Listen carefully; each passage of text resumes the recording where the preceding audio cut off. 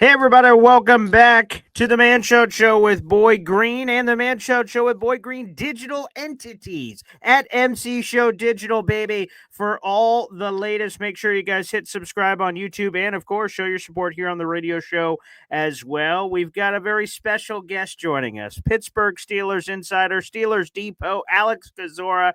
I love when we get our paths to cross, and why not? Jets Steelers. We're going to be crossing eventually anyway for week one. Why not get into it with all this Aaron Rodgers news? First off, welcome in Alex Kozora here on the program. What's up, Alex?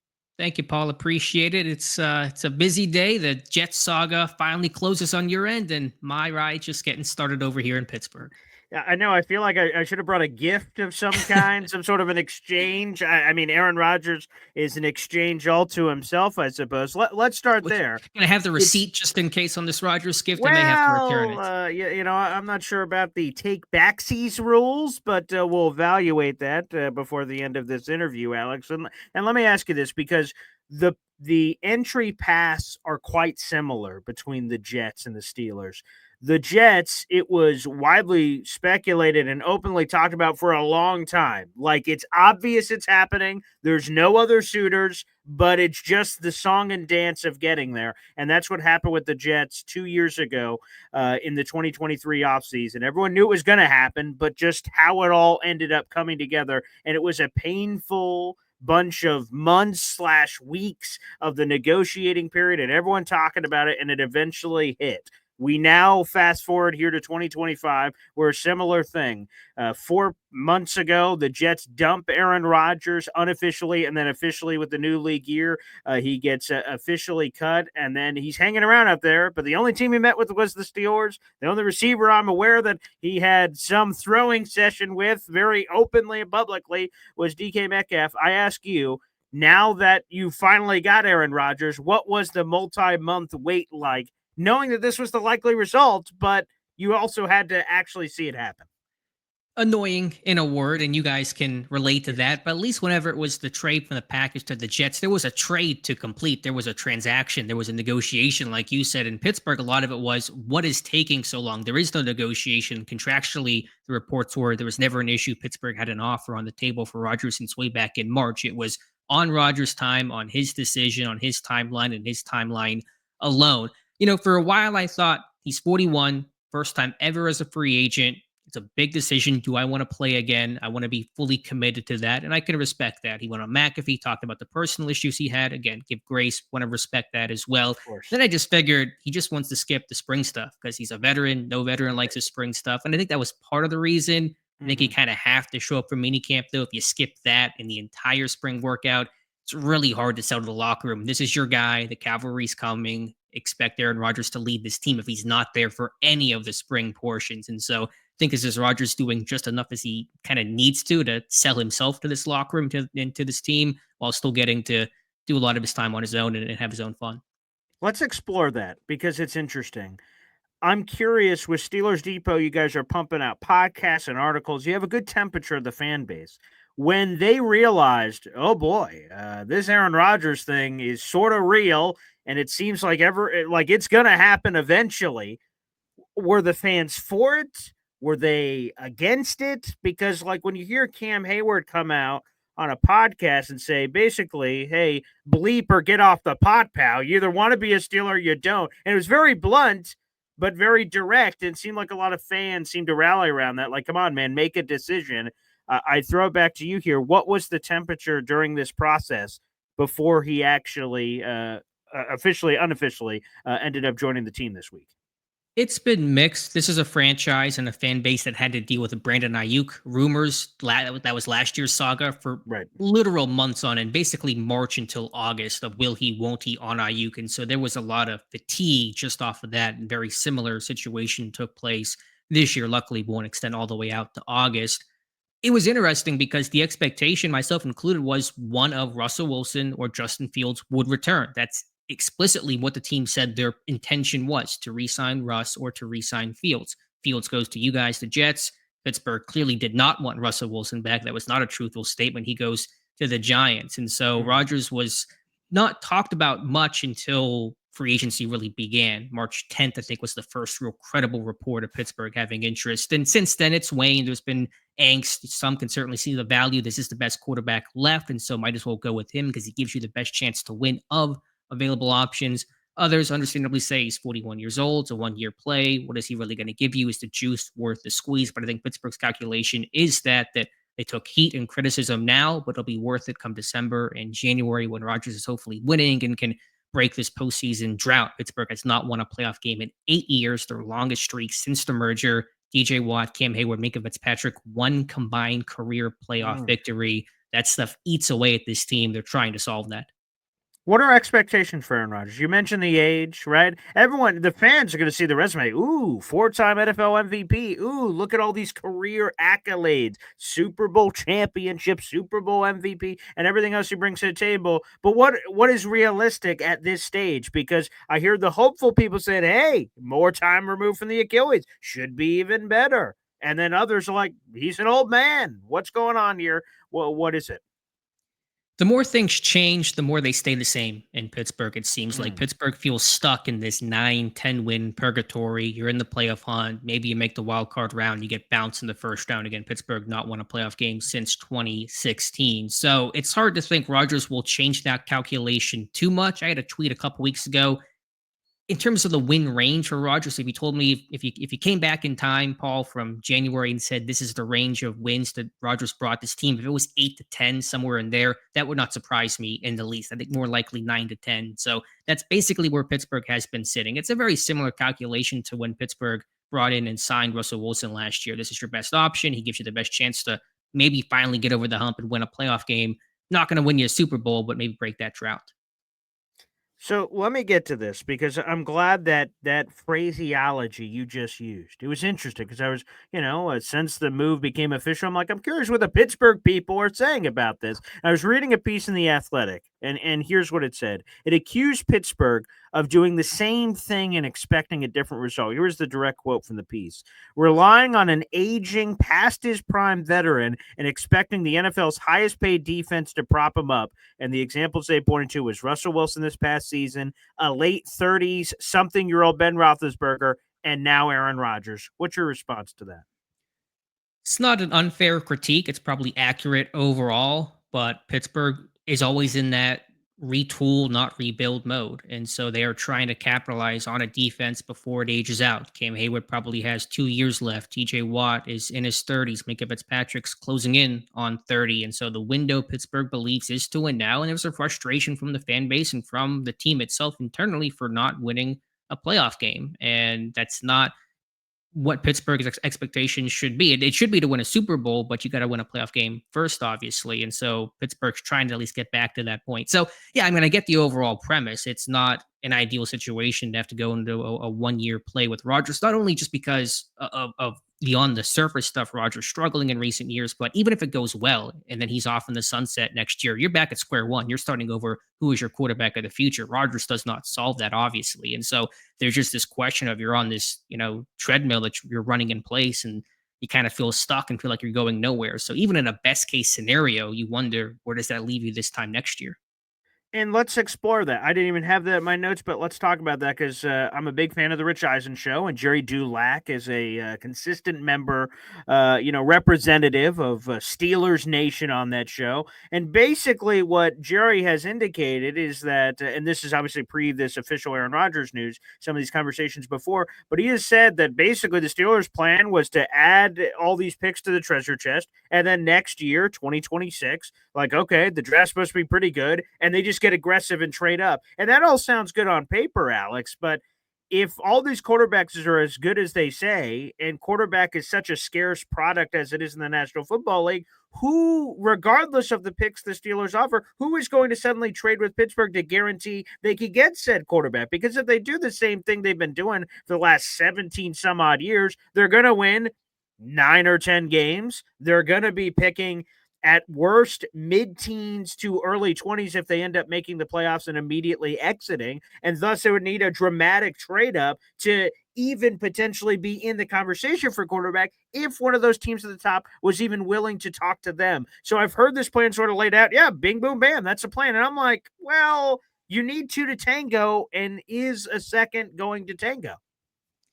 Welcome to the party, pal. I mean, that's exactly the conversation that's in our head right now. And I do think, yes, Pittsburgh will certainly explore and pursue a first round quarterback next year. Pittsburgh has invested heavily in the offensive and defensive lines the last three drafts. It's been a very Eagles type approach in terms of offensive line in 23 and 24, defensive line front seven this year. Then hopefully you have the quarterback to really get all the pieces in place. But there is no guarantee. You have no idea what the quarterback class will look like. Arch Manning will not be a Steeler. He's either going to be the number one overall pick, and Pittsburgh Right. will not be picking number one, or he's going to go back to school. So you never quite know what's going to happen, what you can trade up for.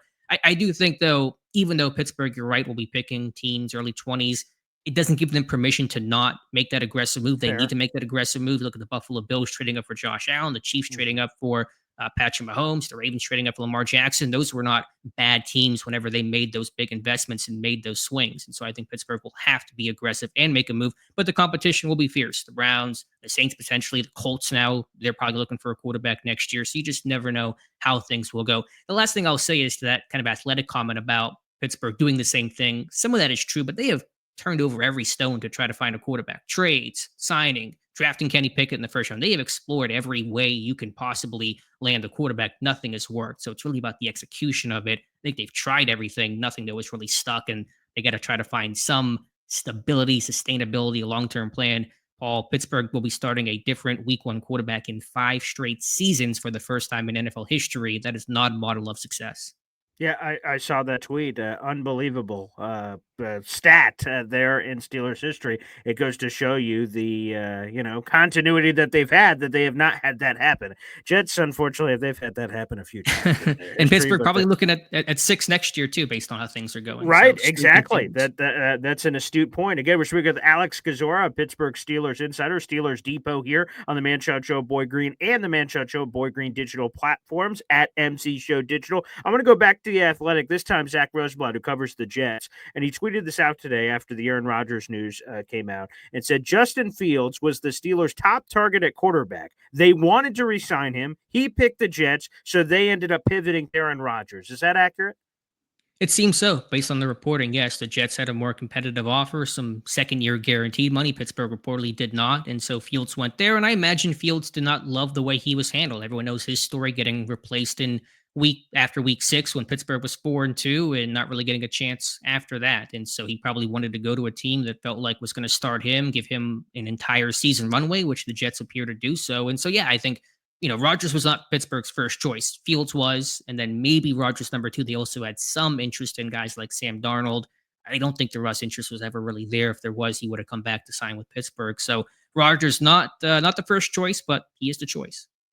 And let me continue in on that on Justin Fields because I'm curious because, a good temperature check sometimes when a player leaves one team and goes to another. For instance, this Jets Steelers thing that we've been talking about here. Jets fans, when they acquired Justin Fields, said, well, what are Steelers fans saying about Justin Fields being gone? What's their immediate thought? Like when Ian Rappaport, Justin Fields signed with the Jets, and Steelers fans pouring into the comments. Jet fans look, what are they saying? And that sometimes could be a temperature check. I spin that to you.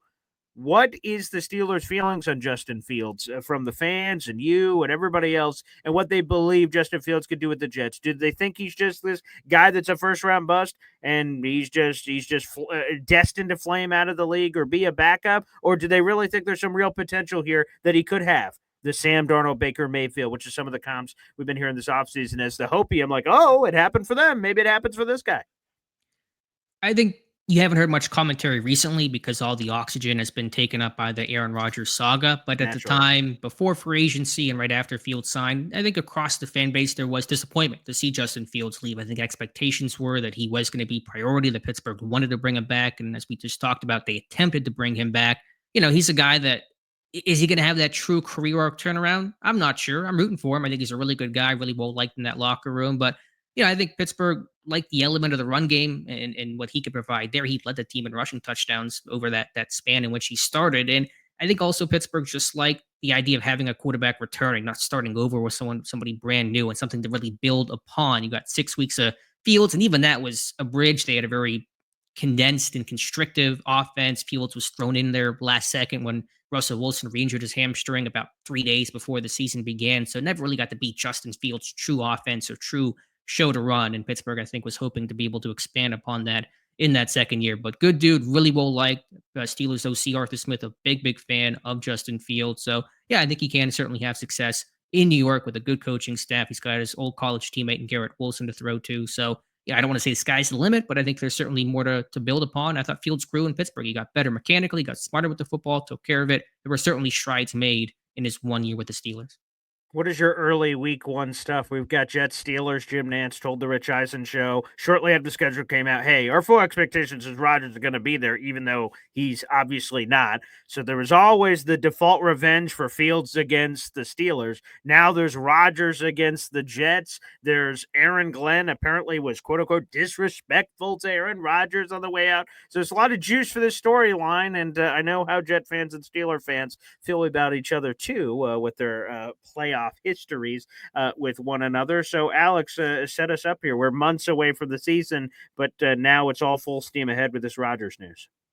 Still want to thank Doug Bryant for missing those kicks. We appreciate that. We have not forgotten about that game. Yeah, We I mean, haven't either. I bet you haven't. Yeah, I don't know if there's really a whole lot of thoughts on week one right now. Rodgers is going to sign, and that's still, again, he's taking all the oxygen in the room right now. But it's going to be a great game, a good litmus test for both sides. What can the Jets do with Fields and that new regime where Pittsburgh stands defensively? Can they improve their run defense? Brees Hall's a good running back. And so, yeah, I hadn't really given it a whole lot of consideration. There's certainly storylines aplenty, as you talked about. But in terms of the nitty gritty detail, I'm still a ways away from that. But obviously, the headlines are going to be Fields and Rodgers facing the former teams.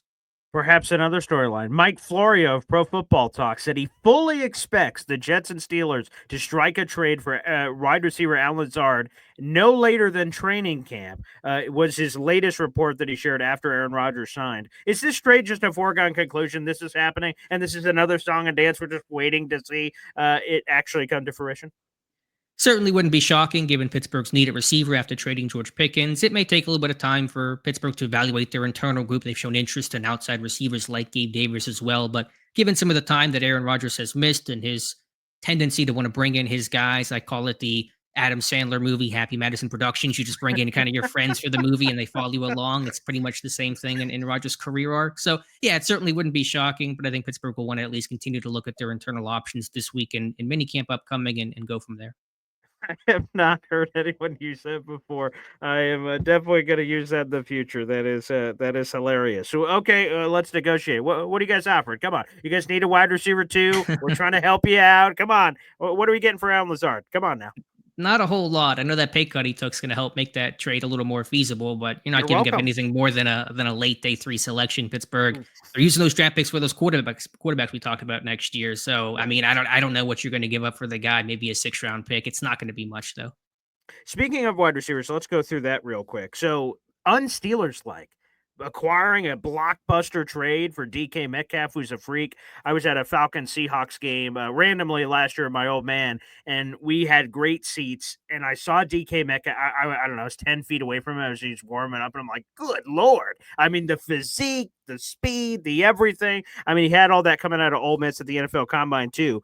That was on Steelers like, and then immediately giving him the bag. I think I read that he's the highest paid external Steelers free agent of all time. Like, man, I mean, unSteelers like things. Is that to your point that we brought up earlier about turning over every stone and they're doing different things? They've been in this rut and they're trying to do whatever it takes to get out of it, even if that requires unSteelers like things.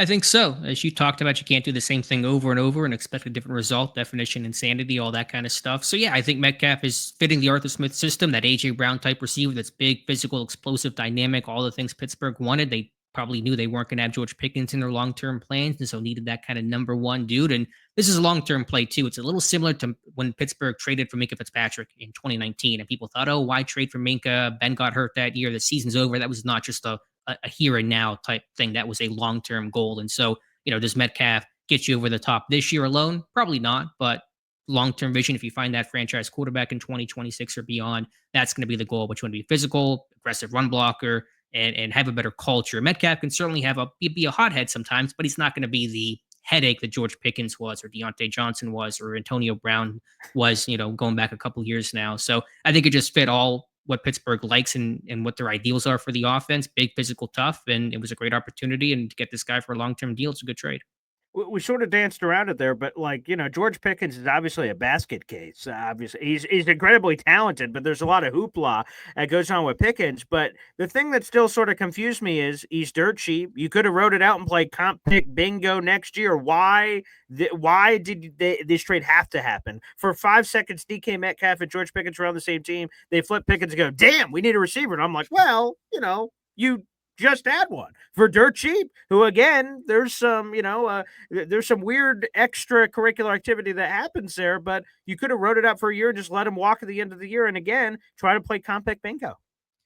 First, I love the term hoopla. Any other 1950s terms you're going to serve up here? I Well, appreciate that. we'll see what happens. No, I get your point, and I was excited about the prospect on the field of Pickens and Metcalf. You talk about defenses. How do you defend that? It's hard to play a one high single post safety look against those two big vertical threats. You would see a lot of too high, would lighten the box, would help your run game, be a lot of cascading positive effects offensively.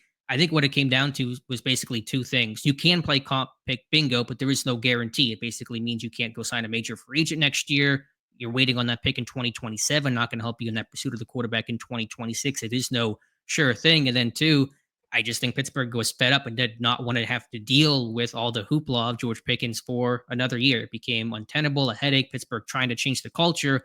The only issue with that is, in one hand, you say we want to change the culture and trade away George Pickens, and on the other hand, we're going to bring in Aaron Rodgers. Kind of, are you in or are you out? It's a little hypocritical. It's a little hard to tell what the vision, the plan is. So that didn't fully make sense to me, but I think Pittsburgh knew they were not going to sign Pickens long term. Of course, when they signed and traded for DK Metcalf, that basically cemented that fact, and they got a good enough offer from Dallas and made the move. Hey, you know what? You mentioned when you were going through all the different Pittsburgh receivers, Martavis Bryant is another one that Chase obviously, Claypool, yeah, I can't got a long believe list of them. it is, unfortunately, and obviously that group, Mike Tomlin deserves a lot of credit for containing those guys, and then seemingly when they left, sort of cruising for a bruising. If you catch my drift there, of some working some of those terms in there, but now with Dallas, I think Pickens is a good spot, made in the shade, a chance to maybe get some of those opportunities across CD Lamb and show his chutzpah, so to speak. There is a little bit of that happening there for Pickens and Big D. Yeah, I think it's a worthwhile endeavor from Dallas. I mean, if it doesn't work out, you haven't given up a whole lot. You're not committing the money to him. And so that's the issue wasn't the draft pick. The issue was, do you want to commit this kind of money to George Pickens and potentially be stuck? I don't think he's a bad guy. I think he's just an immature guy, a little type A, alpha type receiver. It's pretty typical in the NFL. I think there'll be some issues in Dallas. It's inevitable at some point he'll get mad. You're under the spotlight, number two behind CD Lamb. But I think it's probably worthwhile for Dallas to take that chance. And Pittsburgh thought it was time to move on. All right, let's wrap up here. Terry Bradshaw. I love Terry Bradshaw. I'll tell you, my favorite pregame show is NFL on Fox. So I've seen a lot of Terry Bradshaw over the last 20 years. His quote before Aaron Rodgers officially joined the team is that the pursuit of Aaron Rodgers, quote, "That's a joke. That is just to me is a joke. What are you going to do? Bring him in for 1 year? Are you kidding me? That guy needs to stay in California, go somewhere and chew on bark and whisper to the gods out there. 103.7 The Buzz in Arkansas." That is a direct quote. Terry Bradshaw, and now Aaron Rodgers is on the Jets. What did you make of Bradshaw's very blunt and honest comments? Tell us how you really feel, Terry. No love lost there for sure. So I think it's safe to say that Rodgers will not wear the number 12. The Bradshaw has unofficially retired in Pittsburgh. But I mean, beyond that, it's not like Bradshaw has any real influence in Pittsburgh. He's had some bit of a strained relationship with the Steelers organization over the years. I think it has improved, but it's not great. So ultimately, it became a good media story for a 24-hour news cycle. But it's, practical terms, it's not going to apply. I'm sure Rodgers will get asked about it. He'll probably give some sort of Aaron Rodgers type answer, and we'll talk about that for a day, and I'll move on. Hey, by the way, I'm a big football historian, and I appreciate the history around the league. How many retired jerseys do the Steelers have? Only three. Ernie Stautner, a late great defensive tackle in the 60s, Joe Green, and Franco Harris. So a lot of unofficial retired numbers, but officially only those three. Okay, that's what I thought. So I wanted to make sure I confirmed that. And these quote unquote unofficial numbers, I'm assuming they just haven't been doled out in a while and it's sort of a wink wink thing, even though it's not official. Is that basically the gist? Exactly. I'm not sure why they don't officially retire these numbers, especially because like Terry Bradshaw, not getting any younger. He's in his 70s. I would love to see him honored, have his time. Franco Harris, he died right before the ceremony to officially retire his numbers. So I would love to see these guys be able to be honored. But yeah, in Pittsburgh, it's very rare, very infrequent, and so most of these numbers, Blunt, Swan, etc., those guys are unofficially retired and just don't get issued out. Well, since Bradshaw isn't unofficial, I mean, I could totally see a petty play from Aaron Rodgers. Now, he didn't want the 12 with the Jets. Joe Namath offered. He's like, no, no, I can't. But with the Steelers and after everything, I mean, it'd be sort of interesting full circle. I've been seeing a couple of the jersey swaps already out there. I see a couple with 12. Petty play? That is the furthest thing from my mind right now. But I mean, I think he'll probably end up wearing number 8. It's worn by punter Corliss Waitman. Probably don't have to ask too much to get that from him. I think Rodgers will even have the self awareness to say, let's not make this a story by trying to go out there and get number 12. It's not if he had worn 12 with the Jets in his entire career, then Right. maybe. But he's already changed numbers once. Probably no need to go back to that one too.